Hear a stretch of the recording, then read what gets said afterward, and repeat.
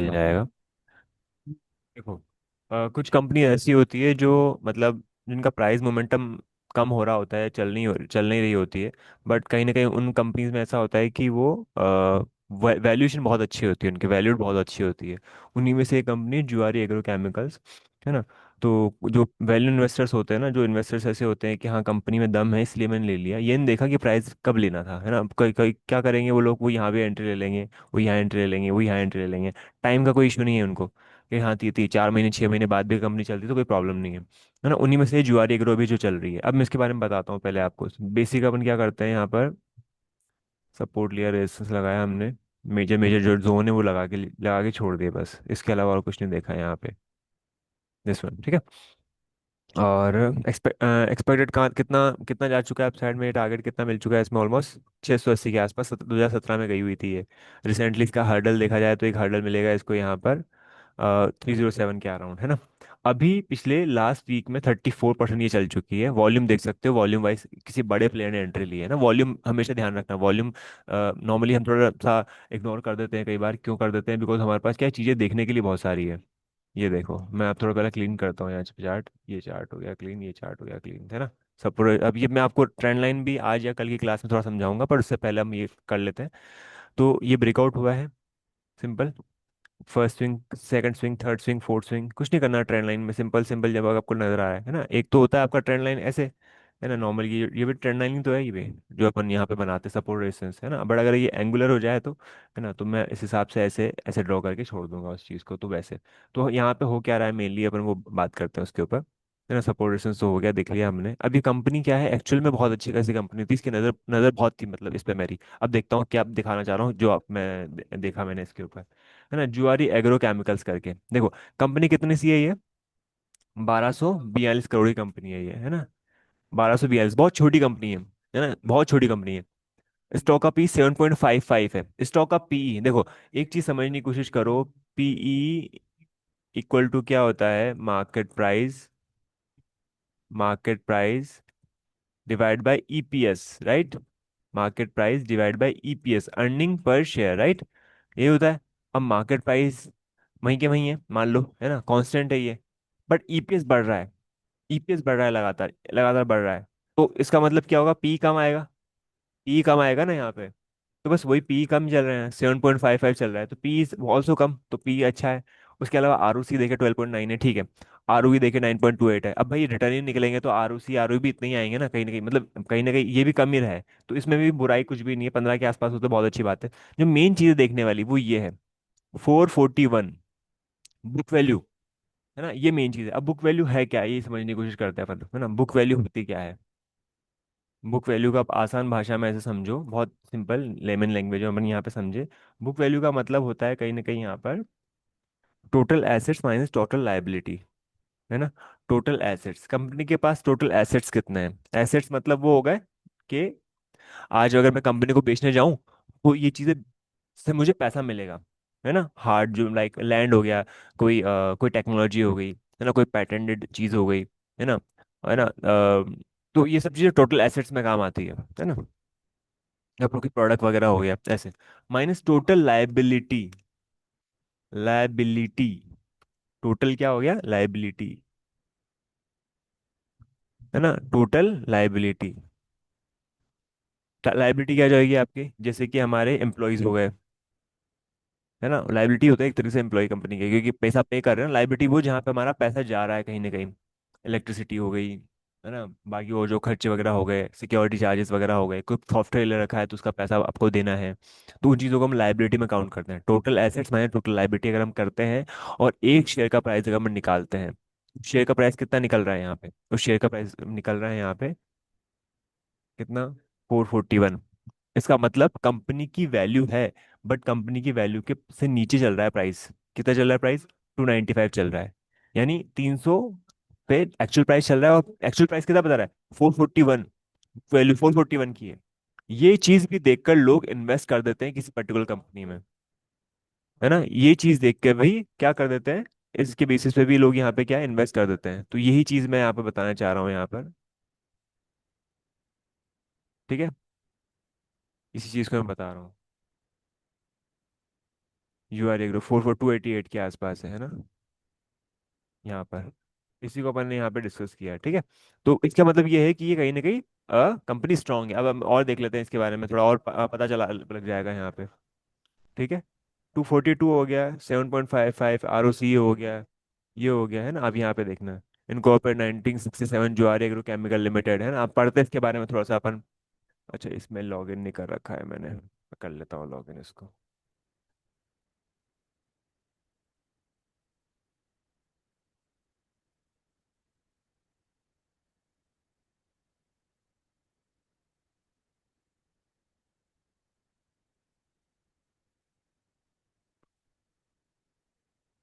ठीक है ना। यहाँ पे देखते हैं अपन। अब देखो, फ्लैगशिप कंपनी है एडवेंट्स ग्रुप करके, है ना। होल्डिंग कंपनी है एग्री बिजनेस की, है ना। ये सब ये हमने पढ़ लिया है यहाँ पे। सिंगल सुपर फॉस्फेट वगैरह में ये काम कर रही है। पूरा केमिकल वाला हो गया, बहुत मतलब फर्टिलाइजर वाला हो गया, तो आपको थोड़ा सा आएगा इश्यूज में पढ़ने समझने में भी। तो हमने majorly sale of finish product ये देख लिया, ट्रेड प्रोडक्ट ये देख लिया, इंटरेस्ट इनकम इतनी आ रही है, ये हो रहा है। स्लम सेल देख लो, लोन प्रोवाइड कितना क्या है, सेल जीट देख लो, ठीक है छोड़ो।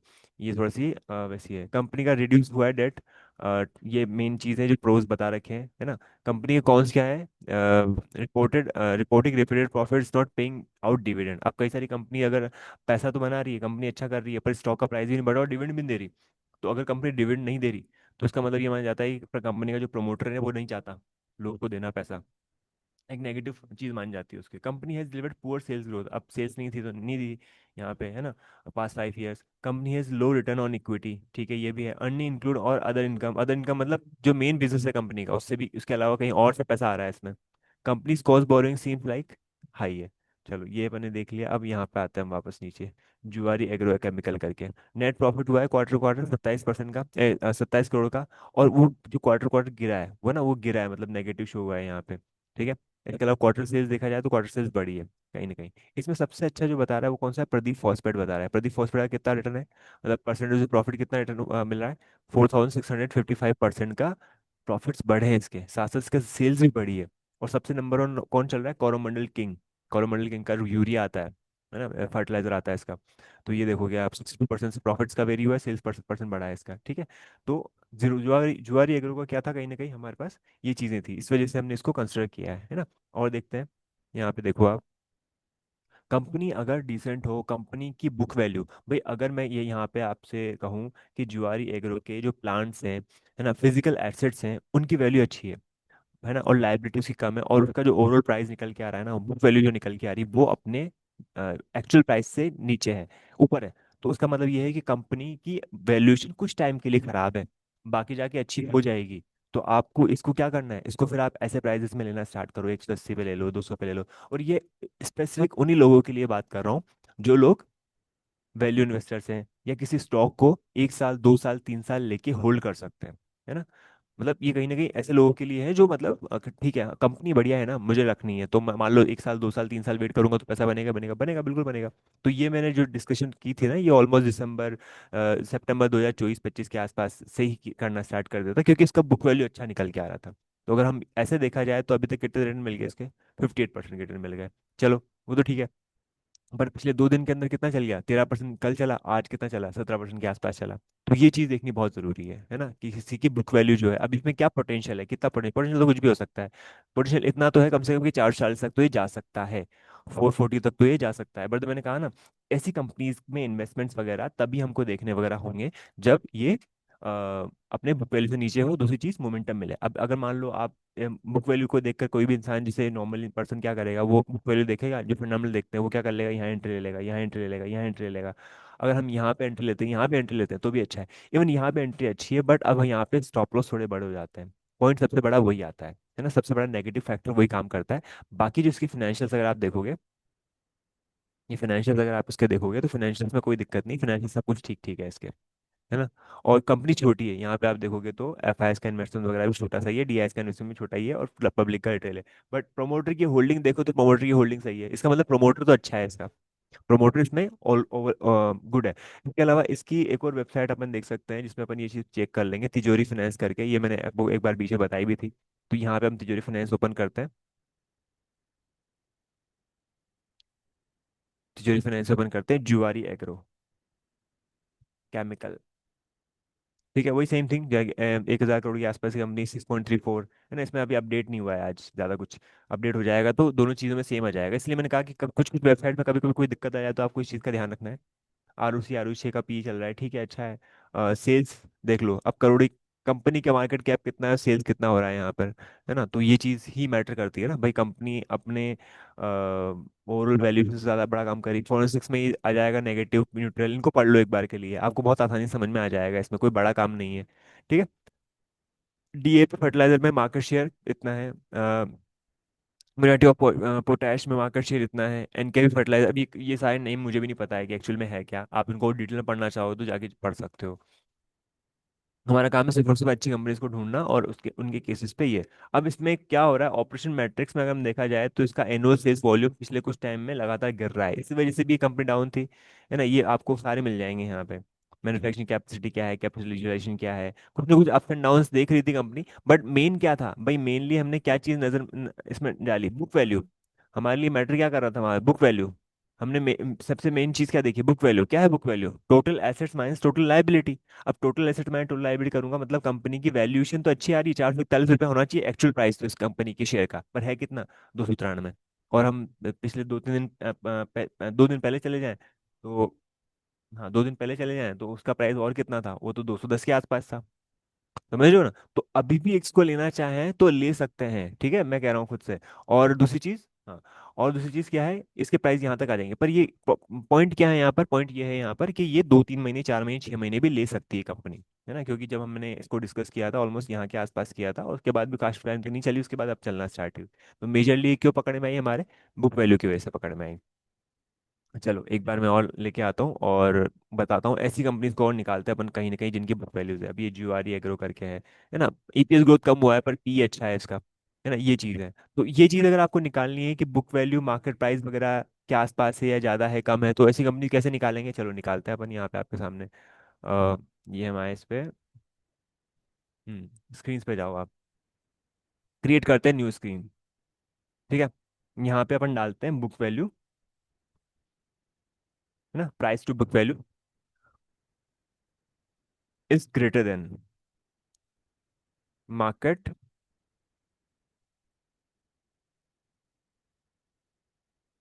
Market price.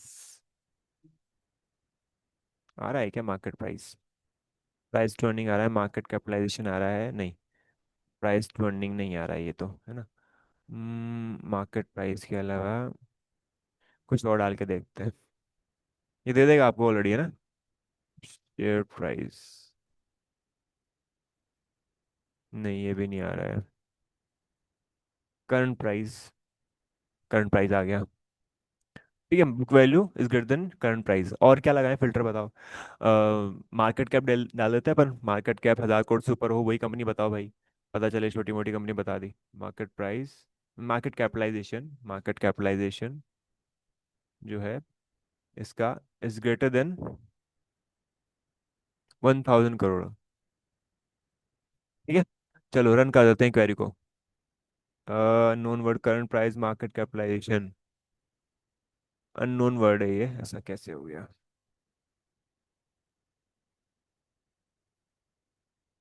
स्पेस नहीं देते हैं इसमें,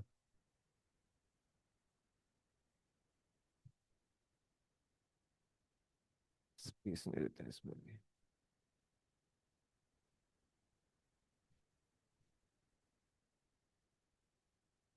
इसको हटा देते हैं एक बार के लिए, देख लेते हैं पहले आता है कि नहीं आता ये।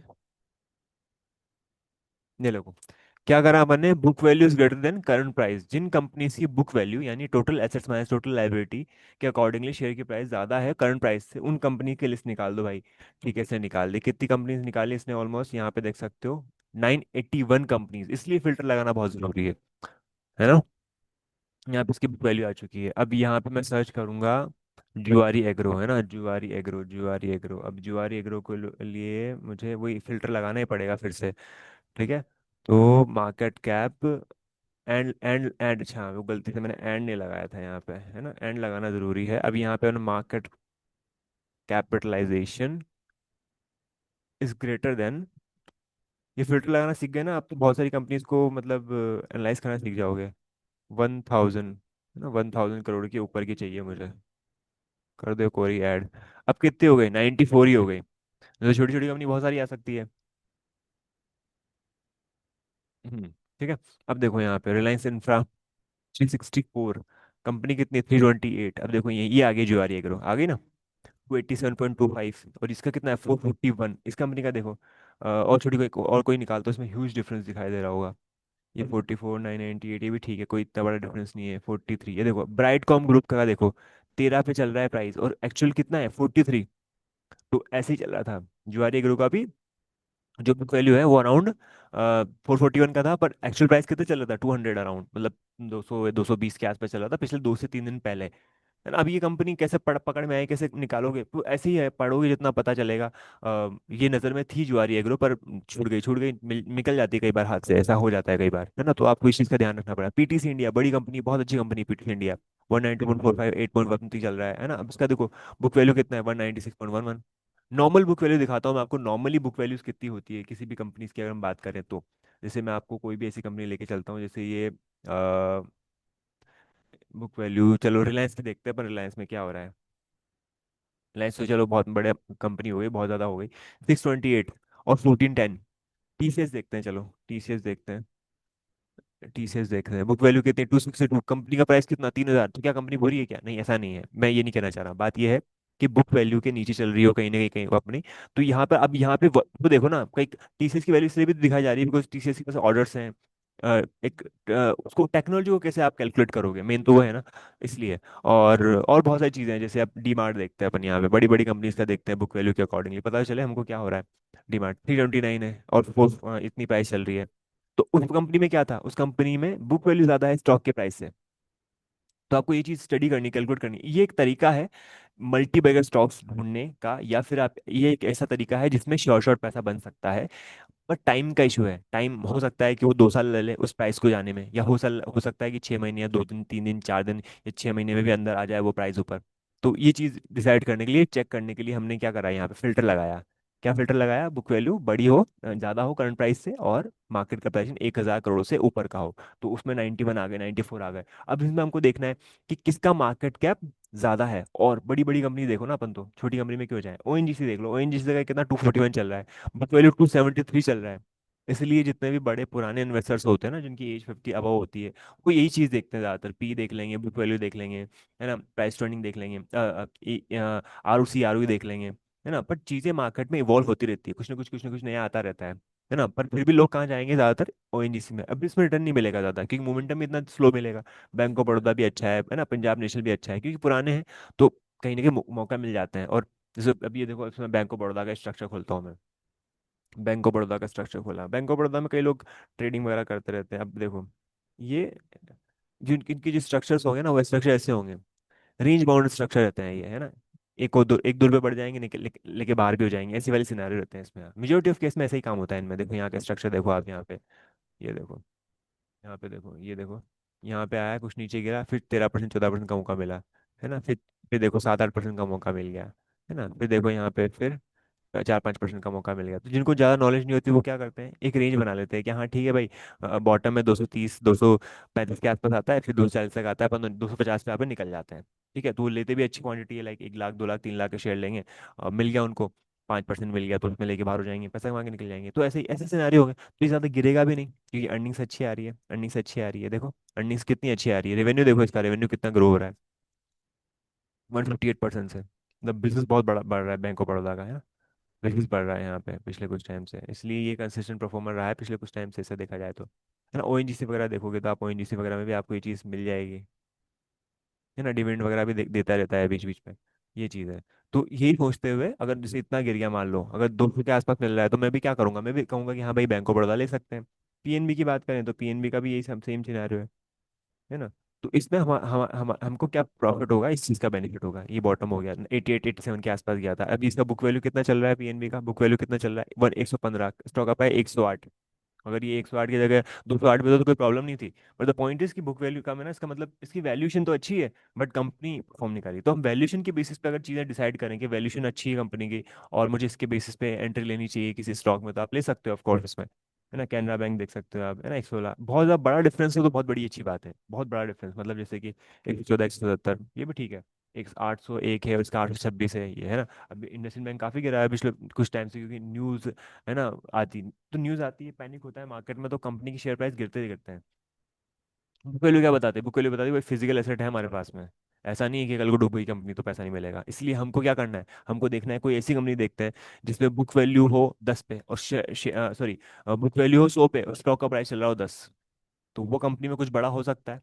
राइट, 10 रुपए पे शेयर का प्राइस चल रहा है और 100 रुपये बुक वैल्यू चल रही है, मतलब एक्चुअल में तो कंपनी के पास सब कुछ सही है, बट उसका शेयर का प्राइस इतना कम चल रहा है। और ये चीज़ की कोई श्योरिटी नहीं होती इस केस में कि ये शेयर प्राइस आज 6 महीने बाद बढ़ जाएगा, साल भर हो सकता है, वो 4 साल भी ले ले, ऐसा भी हो सकता है, पॉसिबल है, क्योंकि ऐसी कई सारी कंपनी दिखती है यहाँ पर देखो। और देखते हैं अपनी यहाँ पे बुक वैल्यू के अकॉर्डिंगली चीज लेके चलते हैं। तो यहाँ पे अब बुक वैल्यू देखो, 40 का बुक वैल्यू, 36 का प्राइस। एलआईसी का देख लो, जो 60 का है, एलआईसी हाउसिंग फाइनेंस, और 590 पे चल रही है कंपनी, है ना। तो फंडामेंटली कंपनी स्ट्रांग है कहीं ना कहीं। जी शिपिंग देखो 948, है ना। यहाँ पे देखो 105 चल रहा है, JNK, ये हो गया, है ना, इसका प्राइस ज़्यादा, तो यहाँ पे वही कंपनीज आएगी जिनका बुक वैल्यू ज़्यादा होगा अपने शेयर प्राइस से। ये देखो सब ये है, सम्मान कैपिटल करके 123 का प्राइस चल रहा है, और बुक वैल्यू कितना है, 263 का। तो आप इसको स्टडी के लिए देख सकते हो। राइट, उससे पहले ये भी देख लो नेट प्रॉफिट है कि नहीं, हाँ 324 करोड़ का है। सेल्स 2100 करोड़ की है पर कम हुई है, और प्रॉफिट भी कम हुआ है, और साथ साथ कंपनी का मार्केट कैप कितना है, 10,000 करोड़ का है। राइट, चलो देख लेते हैं। सम्मान कैपिटल मैंने भी आपके सामने पता चला, और मैं भी आपके सामने देख रहा हूँ इसको। तो ये एक ऐसा तरीका है, अब ये जुआरी मेरे को दिख गया तो मैंने सोचा कि इसके ऊपर डिस्कस कर लेना चाहिए, और ये बुक वैल्यू वाला जो कॉन्सेप्ट है ये भी आपको समझ में आ जाएगा, ज़्यादा अच्छा रहेगा। सम्मान कैपिटल, ये इंडिया बुल का हो सकता है नाम वगैरह, क्योंकि ये साइन जो था इंडिया बुल का ही था। हाँ ये इंडिया बुल का ही है, तो ये वीकली चार्ट देखो आप यहाँ पे, ये देखो। तो कुछ ना हाँ ये इंडिया बुल ही है, इसका नाम चेंज हुआ है शायद अभी।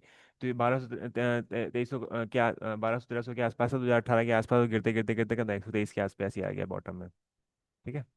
तो इसका क्या क्या अच्छा है, इसमें बुक वैल्यू अच्छा है, मैंने कंपनी के पास फिजिकल एसेट्स अच्छे हैं, एसेट्स क्लास वगैरह सभी है, तो इसके चांसेस अच्छे ही हैं ऊपर जाने के, है ना। तो आप इसमें नजर रख सकते हो कि हाँ भाई ट्रेडिंग के लिए अगर कहीं मौका मिलता है, कभी ऐसा कुछ बना तो हम इसमें काम कर सकते हैं, इसमें पैसा बना के निकल सकते हैं, ये वाला सिनारियो है। पॉइंट क्या है, ये है पॉइंट इसका। बंगाल एंड आसाम करके जो कंपनी है, इसका देख लो 8,000 के आसपास है। GSFC 207 पे चल रही है, इसका इसका देखो, GSFC अच्छी कंपनी है, GSFC, हाँ 304, 304, 207 का प्राइस है, और 304 का बुक वैल्यू है। GSFC खोला मैंने, ये देखो GSFC, ये देखो 2 साल चल रही है, एक्चुअल वैल्यू कितनी आ रही है इसकी, 307, है ना। क्या रीजन हो सकता है, कोई ना कोई, कि अर्निंग्स अच्छी नहीं आ रही है, कई बार अर्निंग्स नहीं आती है, देखो अर्निंग्स नहीं है, रेवेन्यू ग्रो हो रहा है, अर्निंग्स और रेवेन्यू थोड़ा कम हुआ है, पर अर्निंग्स गिरी है काफी, ये देखो यहाँ पे इसकी अर्निंग्स से रेवेन्यू कम हुआ है, इसमें भी देखेंगे तो, हाँ इसमें अर्निंग्स, रेवेन्यू बढ़ा है पर अर्निंग्स कम हुई है, तो अर्निंग नहीं कर पा रही कंपनी। अगर कंपनी अगर प्रॉफिट नहीं कर रही होगी, शेयर का प्राइस नहीं बढ़ेगा ना, सिंपल सी बात है। बट कंपनी के पास ओवरऑल देखा जाए तो बैकिंग है, भाई पैसा है उनके पास में। अब ये टाइम ले लेगी, हो सकता है 2-3 महीने ना चलने के बाद फिर चले, और ऐसे ही चले, एक भी क्वार्टर हो सकता है, अगर इस वाले क्वार्टर का रिजल्ट अच्छा आता है तो एकदम शूटअप करके 300 ही पहुंच सकती है, ऐसा भी हुआ है कई बार कंपनीज में। तो हमने क्या करा, हमने as a financial point of view से, पर्सपेक्टिव से देखा, और 214-15 के आसपास इसके ऊपर ब्रेक होने के वेट किया, ब्रेकआउट हुआ, हमने काम किया, और हम यहाँ पे बैठ सकते हैं। इसलिए जुआरी जब दिखा था, जुआरी के बेसिस पे ये हमने डिस्कशन लिए, है ना। और देख सकते हो आप, साउथ इंडियन बैंक के 30 का प्राइस चल रहा है, 39 का ये है ये है बुक वैल्यू है, तो ये अच्छा है।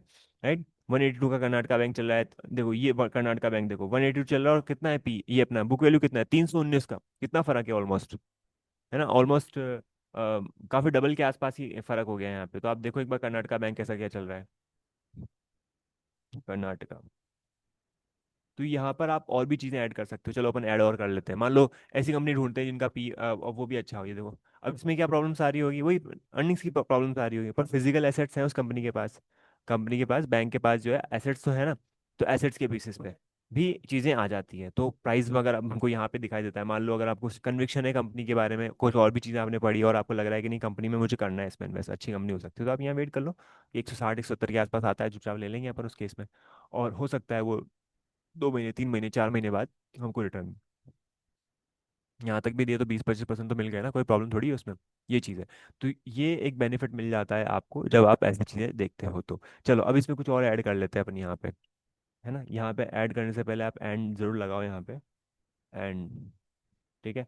अब मुझे क्या करना है, क्या करें, प्राइस ट्रेंडिंग कर लेते हैं ना, प्राइस ट्रेंडिंग ऐड कर लेते हैं। जैसे प्राइस ट्रेंडिंग देखो, किसी को एक्सोस्त्रा भी है, JSW स्टील का होल्डिंग का है ना, एक्सोस्त्रा का पी है। वैसे पी सबके ऑलमोस्ट सेम टू सेम ही होंगे। तो प्राइस ट्रेंडिंग की जगह हम यूज़ करते हैं यहाँ पे ROE, return on equity. Return on equity है ना, रिटर्न ऑन इक्विटी 15% से ऊपर होना चाहिए, तभी तो मज़ा आएगा, तभी तो अपन को कुछ फिल्टर आउट हो पाएगी कंपनीज यहाँ पे। Is greater then, is greater then कौन सा क्या रखना है, 15%। ठीक है 15।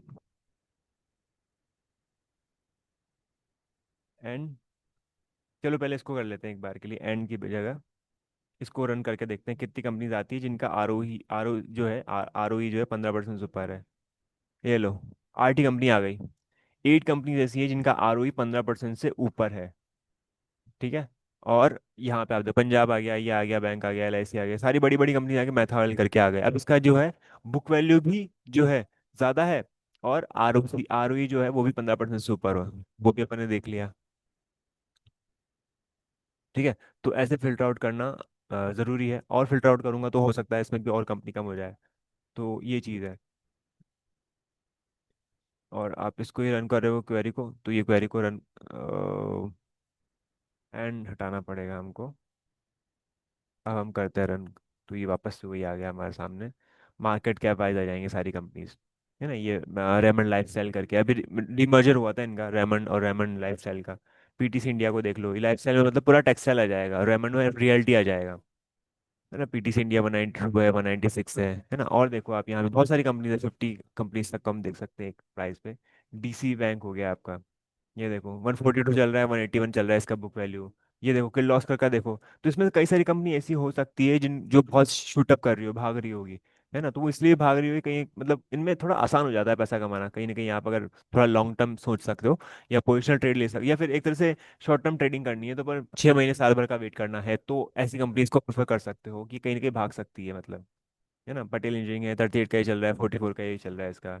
560 का प्राइस है इसका, 583 का बुक वैल्यू चल रहा है ना। पाँच, ये 23 का पी है बजाज हिंदुस्तान का, और 33 का चल रहा है इसका बुक वैल्यू। तो बुक वैल्यू अच्छा है, मतलब कंपनी की ओवरऑल कंडीशनिंग अच्छी है। ब्राइटकॉम का ये चल रहा है, एलसीड इन्वेस्टमेंट है, ये आपने देखा होगा, इसका न्यूज़ बड़ा आई था, आया था ना कि भाई, सॉरी हाँ, करंट प्राइस 1,36,000 का शेयर आया था, ये है ना। एशियन पेंट की होल्डिंग थी इनके पास में, इसलिए अब बुक वैल्यू कितना है, 4,58,426। तो ये थोड़ा सा मतलब प्रॉब्लमेटिक हो भी सकता है। मान लो आपने होल्ड कर ले लिया इसको, 17 रुपये का, मतलब इतना बड़ा का स्टॉक ले लिया, वो चलेगा ही नहीं काफी टाइम तक। कंपनी का प्राइस भी देखो, कंपनी की वैल्यू भी देखो, कंपनी की पोजीशन भी देखो ना, वो भी देखनी जरूरी है। कंपनी का मार्केट कैप कितना है, पीट्स इंडिया फाइनेंस का 40 के पेस पे कर रहा है प्राइस पे, और बुक वैल्यू कितना है, इतना है। ऐसा है, तो और भी कंपनी आ जाएगी इसमें आपकी, है ना। छोटी छोटी कंपनी आ जाएगी, 2500 करोड़ की है, ये 2300 करोड़ की है, 2200 करोड़ की कंपनी है। तो यहाँ पे कईयों में बहुत ड्रास्टिक डिफरेंस भी दिखेगा, कंपनी चल रही होगी 500 पे, बुक वैल्यू होगा 1000 पे। तो वो भी अच्छी है। जैसे पाँच जिंदल पॉलीफिल्म्स है, 500 583 चल रहा है ना। नेट प्रॉफिट गिरा है, क्वार्टर प्रॉफिट वेरी भी गिरा हुआ है, सेल्स बढ़ा है बस इसका। ठीक है, तो जिंदल पॉलीफिल्म्स एक बार चेक कर लेते हैं अपन। जिंदल पॉलीफिल्म्स, कोई ना कोई कंपनी यहाँ पे डिसेंट मिल सकती है आपको। जिंदल पॉलीफिल्म्स, ये देखो, अभी शूटअप क्यों कही हुई, हो सकता है कुछ ना कुछ रीजन रहे होंगे। यहाँ पे अच्छी अर्निंग्स वगैरह आ रही होगी तो उसने शूटअप कर गया, पर अब वापस प्राइस आ जाता है नीचे तो गिरना भी स्टार्ट कर देगा, प्रॉफिट बुकिंग भी आ जाती है ना। तो ये चीज़ है, बट एक्चुअल में वैल्यू इसकी है। तो जरूरी नहीं है कि वो वैल्यू के अकॉर्डिंगली चले। जब पैनिक होता है ना मार्केट में, तो अच्छी अच्छी कंपनी भी हिल जाती है, गिर जाती है, काफी अच्छी तेजी से गिरती है। तो बस उन्हीं टाइम फ्रेम में हमको ऐसे मौके मिल जाए, तो हम इस पर काम कर सकते हैं, या फिर ऐसे मौके पे यहाँ पे ऐसे स्टॉक्स में हम एंट्री बना सकते हैं। ये है पॉइंट इस सब का, है ना। और कभी भी आपको ऐसा स्टॉक दिखाई दे तो आप उसको एक बार स्टडी करो। ये नहीं है कि जैसे जाके बाय कर लोगे, स्टडी करना जरूरी है। जैसे देखो वर्धमान होल्डिंग है, 4,041 के आसपास प्राइस चल रहा है, पर बुक वैल्यू कितनी है, 11,000 की। इंडिया मोटर पार्ट है, तो ये बहुत छोटी छोटी कंपनी हो जाएगी, 1,000 करोड़ की कंपनी बहुत छोटी कंपनी हो जाएगी। तो इनको ठीक से स्टडी करना, इनको देख पाना बहुत ज़्यादा जरूरी है। उसके बाद ही हम डिसाइड कर पाएंगे कुछ ना कुछ इसमें करना है कि नहीं करना है। एक तो ये हमने डिस्कस करा। अब जो हमने कल पढ़ा था, है ना, मूविंग एवरेज वगैरह के बारे में पढ़ा था, इनके बारे में पढ़ा था, उनमें कोई डाउट्स वगैरह तो नहीं आ रहे ना आपको किसी को भी। भाई किसी भी स्ट्रक्चर को देखना है तो हमको कैसे देखना है, क्या देखना है, मैं फिर से बताता हूँ उसके बारे में। जैसे अपन ने यहाँ बेसिक वही लगा रखा है, जो आपको सिस्टम मैंने बताया पढ़ाया वही बता लगा रखा है। तो यहाँ पे देखो, गोल्ड के प्राइस की हम बात करते हैं। गोल्ड के प्राइस की बात नहीं, गोल्ड में देखो सुपर ट्रेंड, ये मैं सारे सपोर्ट, हाँ, सुपर ट्रेंड देखो और क्रॉस ओवर देखो, साथ साथ मिला और इतना बड़ा मोमेंटम मिल गया, है ना कल मैंने वैसे अपडेट डाला था कि यहाँ पर जो शॉर्ट्स हैं वो कवर कर लो। लॉन्ग साइड का ट्रेड अभी क्लियर नहीं हो पाएगा। क्यों नहीं हो पाएगा क्लियर? क्योंकि गोल्ड देखो, गोल्ड कितना है, 3329। अब जो एम कॉमेक्स है वो है यहाँ पे, उसमें तो कुछ एंट्री नहीं मिली बाय साइड में। क्यों नहीं मिली? क्योंकि जो मोमेंटम आ रहा है ना वो इसकी वजह से आ रहा है, यूएसडी आईएनआर की वजह से आ रहा है। ये यूएसडी आईएनआर है। यूएसडी आईएनआर पिछले 2 दिन के अंदर, पिछले लास्ट 3 डेज के अंदर कितना बढ़ गया है? ऑलमोस्ट 1% से ज्यादा का मोमेंटम मिल चुका है इसमें। ठीक है, 86.4 था, अब कितना हो गया? 87.4 के आसपास चल रहा है। तो ये मूव करेगा है ना, तो ये गोल्ड का M6 बढ़ेगा ही बढ़ेगा, क्योंकि मल्टीप्लिकेशन के साथ ही तो आपका प्राइस आता है ना। तो ये जो 400 500 पॉइंट ये ऊपर है ना गोल्ड, वो इसी वजह से गोल्ड ऊपर है, बिकॉज यूएसडी आईएनआर प्लस में था, ये है ना। 15 मिनट का चार्ट भी खोलोगे, 15 मिनट के चार्ट में भी आपको एंट्री क्रॉस ओवर के बेसिस पे यहाँ मिली, क्रॉस ओवर के बेसिस पे बाइंग यहाँ मिला। ठीक है, अब यहाँ पे आपने लिया, स्टॉप लॉस लगाया, ठीक है, चलने दो चलने दो चलने दो चलने दो। आपको लग रहा है कि यार मुझे बुक कर जाना चाहिए, वोल्टाइल बहुत है, वोल्टाइल बहुत है, कैसे पता चलेगा भाई इतना गया? ये देखो 97 800 से 98 पहुंच गया, फिर 200 पॉइंट चढ़ा, 200 पॉइंट फिर गिर गया, तो अब ये वोल्टाइल तो हुआ, है ना। तो इस केस में अब फिर से री एंट्री लेने का सोचना है कि चलो मैंने एक बार यहाँ निकाल लिया, प्रॉफिट बुक करके बाहर हो गए, स्टॉप लॉस तो नहीं हुआ हमारा हिट अभी भी। बट यहाँ पे होने के बाद फिर से क्रॉस ओवर आ गया, ये क्रॉस ओवर आ गया, तो फिर से आप री एंट्री ले सकते हो। क्यों ले सकते हो? बिकॉज सुपर टेन तो लॉन्ग दे ही रहा था अभी भी। ये सोच के आपने एंट्री ली 97 900 के आसपास, और ये एंट्री जो ली लेने के बाद यहाँ तक गई, है ना। उसके बाद और यहाँ तक देखा जाए तो यहाँ तक गई, है ना। तो प्रॉफिट बुक भी तो करना पड़ेगा। अगर आपने यहाँ पे एंट्री ली, स्टॉप लॉस क्या लगाना पड़ेगा? ये वाला, ये जो आपको ये चल रहा है ना, green green green green green जो चल रहा है ना, ये तो ये ट्रेलिंग एसएल की तरह काम करेगा, तो यहाँ का स्टॉप लॉस लगेगा आपका, और आप आराम से कैप्चर कर सकते हो। अब नेक्स्ट डे का क्या सोच पाऊंगा? नेक्स्ट डे फिर से एंट्री लेने का सोचना है। मान लो आज यहाँ पे ओपन हुआ, अब मुझे फिर से री एंट्री लेने का सोचना है नेक्स्ट डे, तो 5 मिनट के चार्ट में कहीं ना कहीं कन्वर्ट करके देख लो। 5 मिनट में आपको कहीं ना कहीं मौका मिल जाए तो ठीक है, नहीं तो वीवेब जब मैं बताऊंगा तो वीवेब के बेसिस पे भी हम काम कर सकते हैं ये चीज़ें, है ना। मेनली अल्टीमेट ये होना चाहिए, स्टॉप लॉस हमारे पहले से प्री डिफाइंड होनी चाहिए। स्टॉप लॉस प्री डिफाइंड नहीं होंगे तो प्रॉब्लम हो जाएगी। चलो, और इसका मोमेंटम मिला इसलिए बिकॉज ये यूएसडी आना की वजह से, इसलिए मैं भी दे नहीं पाया इसको, बाई नहीं कर पाया, कर नहीं पाया मतलब इसको। आगे देखते हैं। सिल्वर की बात करते हैं, तो सिल्वर में कब एंट्री मिलेगी इसके ऊपर? क्रॉस ओवर तो आ चुका है यहाँ पे, मान लो 15 मिनट की बात करता हूँ मैं, तो 15 मिनट की बात करें तो देखो कितने क्रॉस ओवर आ जाएंगे यहाँ पे, तो आप कन्फ्यूज ही हो गए, बहुत ज़्यादा कंफ्यूज आ गए। ये सबसे बड़ी प्रॉब्लम होती है ईएमए के साथ, क्रॉस ओवर बहुत आते हैं इसमें, ये क्रॉस आ गया, यहाँ क्रॉस आ गया, तो आप इसके बेसिस पे डिसाइड नहीं कर पाओगे बाय करें सेल करें। मान लो आपने यहाँ पे देखा, भाई मैंने बताया सेल आएगा और क्रॉस ओवर भी आएगा साथ साथ, तो अपन को उसमें ट्रेड करना है। आपने यहाँ पे सेल का सिग्नल ले लिया, आपको स्टॉप लॉस यहाँ का लगाना है, लगा दिया, पर स्टॉप लॉस हो गया वहाँ पे, तो ये है। तो हमको क्या स्टडी करना है? साथ साथ कॉमेक्स भी स्टडी करना है, ट्रेंड भी स्टडी करना है। ब्रॉडर ट्रेंड कैसा है सिल्वर का? अपसाइड का है ना। तो 4 आवर ट्रेंड भी अपसाइड का है, आर्ली ट्रेंड भी अपसाइड का है। ये मत देखो, सुपर ट्रेंड मत देखो, सुपर ट्रेंड के बेसिस पे ट्रेड लेना था तो यहाँ लेना था, है ना, यहाँ पे लेना था, ये यहाँ पर लेना था, है ना, ये यहाँ पर लेना था, यहाँ पे सेल हुआ, क्रॉस ओवर हुआ, है ना। अब यहाँ पे भी आप ट्रेंड लाइन वगैरह लगाओगे, सपोर्ट रेजिस्टेंस लगाओगे तो क्लियर होगा ना। अभी हम जब ट्रेंड लाइन पढ़ेंगे तो पता चलेगा कि अच्छा इसके बेसिस पे काम किया जा सकता था। फिर यहाँ पे एकदम से गिरावट आई, है ना। अभी कुछ भी नहीं सिल्वर का व्यू, बस बस मैं आपको डिस्कशन कर रहा हूँ, बिकॉज जब आप काम करना स्टार्ट करोगे तो पता लगेगा कि क्या क्या प्रॉब्लम्स आती है एक्चुअल में। यहाँ पे देखो सपोर्ट था, एक बार दो बार तीन बार से सपोर्ट लिया तो हमने सपोर्ट बना दिया यहाँ पे। अब यहाँ पे देखो, क्या क्रॉस ओवर के बेसिस पे ट्रेड ले सकते थे? नहीं ले पाओगे, बहुत दिक्कत आएगी। तो क्रॉस ओवर एक बार के लिए हटा दो भाई, अगर आपको कोई चीज़ कंफ्यूज कर रही है उसको एक हटा हटा दो, कोई प्रॉब्लम नहीं है उसमें, है ना। चार्ट को क्लीन देखने की कोशिश करो। बाइंग दिख रही है मुझे, बाय लेना चाहिए, स्टॉप लॉस लगाना चाहिए, छोटा सा ट्रेड लिया, 1 पॉइंट निकाला लेके बाहर हो गए, 1 पॉइंट निकाला लेके बाहर हो गए। स्टॉप लॉस कितना था वहाँ पे मेरा? ऑलमोस्ट 0.75 का। तो इसमें जब एक लॉट बड़ा लॉट होता है उसमें 5,000 का प्रॉफिट होता है, स्मॉल लॉट में 1,000 का प्रॉफिट होता है, ऐसा। आप इस चीज़ को ऐसे समझने की कोशिश करो, क्योंकि जब हमने लास्ट टाइम दिया था ट्रेड तो यहाँ से दिया था। क्रूड देखते हैं, चलो क्रूड देखते हैं। क्रूड में देखो, अब क्रूड में देखो, मैंने ये बताया था कि यहाँ पे एक ट्रायंगल बना हुआ है। ट्रायंगल अभी आपको बताया नहीं मैंने, ट्रायंगल जब बताऊंगा तो बता दूंगा। ये देखो ट्रायंगल बना हुआ है यहाँ पे, बना ट्रायंगल, ब्रेकआउट हुआ, ब्रेकआउट के बाद मोमेंटम मिला अच्छा अपसाइड में। ठीक है, तो एक्सपेक्टेड था अपसाइड ही जाएगा, पर यहाँ पे हडल मिला, तो 5800 5880 तक के टारगेट दिए थे मैंने, इससे ऊपर टारगेट दे नहीं पाया। और क्या होता है, कई बार स्टॉक भाग रहा होता है या कोई पर्टिकुलर ट्रेंड भाग रहा होता है ना, तो उसमें बीच बीच में कुछ ना कुछ कराना पॉसिबल नहीं होता है ना। वो आप खुद से डिसाइड करो तो ज़्यादा अच्छा रहता है। 15 मिनट का चार्ट देखा हमने, 15 मिनट के चार्ट में आपको यहाँ पे एंट्री मिली। क्रॉस ओवर भी लगाता हूँ, चलो मैं क्रॉस ओवर लगा दिया है मैंने आपके सामने, ये क्रॉस ओवर लगा दिया यहाँ पे, है ना, ये क्रॉस ओवर है। तो अब आर्ली तो मुझे बाय दे रहा है ना, आर्ली बाय दे रहा है, तो 15 मिनट में मैं बाय के सिग्नल्स पे ही काम करूँ, ज़्यादा बेटर होगा। सेल के भी सिग्नल्स को इग्नोर कर सकता है, कर सकते हैं, और करो। अगर नहीं करना चाहे और लेना ही है तो फिर आप सेल करो, स्टॉप लॉस लगाओ फटाफट से, स्टॉप लॉस हिट हो जाए कोई दिक्कत नहीं, इमीडिएटली अपनी पोजीशन को चेंज कर लो, इमीडिएटली अपनी पोजीशन को चेंज कर लो, और मोमेंटम चलने दो जब तक चल रहा है। फिर आज का मार्केट ओपन हुआ सीधे ऊपर ऊपर ओपन हुआ, है ना, ये तो शायद क्लोजिंग के टाइम पे था और ये आज ओपन हुआ। आज आप यहाँ पे सेलिंग आ रहा है, सेलिंग आ रहा है, तो देखो ब्रॉडर चार्ट क्या बोल रहा है। ब्रॉडर चार्ट में क्या हुआ था, क्या रेजिस्टेंस है क्या कोई इंपॉर्टेंट यहाँ पे? यहाँ पे कोई इंपॉर्टेंट रेजिस्टेंस है क्या, हो सकता है। और कई बार क्या होता है, नहीं भी समझ में आ रहा है तो ये भी देखो कि आपको कोई पैटर्न दिख रहा है क्या, यहाँ पे मुझे शूटिंग स्टार दिख रहा है, कंफर्मेशन कैंडल हो गया, लो ब्रेक हो गया तो मैं सेल करूँ, कर दो। 15 मिनट के चार्ट देखो, 15 मिनट के चार्ट में भी सेल आ रहा है, ठीक है। अब आपके स्टॉप लॉस है मेनली, अगर आप अगर स्टॉप लॉस को लेकर कंफर्म हो, कंफर्टेबल कि हाँ 78 पॉइंट का स्टॉप लॉस लेना है मुझे, कोई दिक्कत नहीं है, ले सकते हैं तो ले लो, सिंपल। जितनी चीज़ें जितनी सिंपल होगी उतनी अच्छी है। क्रॉसओवर भी आ चुका है ना, बट हम सोचेंगे कि अरे यार इतना अच्छा होता तो यहीं पे ले लेते ट्रेड।